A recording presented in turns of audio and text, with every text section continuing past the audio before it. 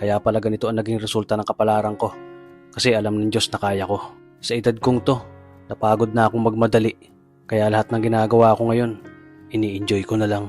Siguro sa dami na rin ng aking pinagdaanan, napagtanto ko na ang buhay ay mas malawak at mas mahiwaga pa sa mga problemang dumarating sa buhay natin. Tumatanda na tayo, baka sa kakahabol natin sa masagana at maayos na buhay, ay hindi na natin nai-enjoy ang buhay. Baka nabubuhay na lang tayo dahil nape-pressure tayo sa sasabihin ng ibang tao. Marami na rin akong mga naging maling desisyon sa buhay, pero lahat yun nagsilbing aral sa akin at natuto ako sa mga pagkakamali ko. May mga taong sobra nating mamahalin at bibigyan ng halaga, pero ibabalik lang sa atin ay kabiguan at matinding trauma.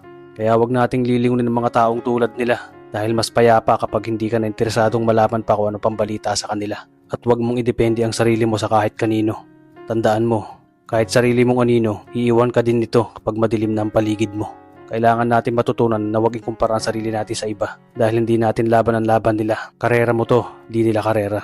Dahil ang buhay ay hindi naman nasusukat sa kung sino ang mayaman, kundi kung sino ang payapa. Kaya galingan mo lang palagi tol dahil napakaraming tao mapanghusga, tihilahin ka pababa. At lagi mo tong tatandaan na makakatanggap ka lang ng papuri mula sa kanila kapag patay ka na.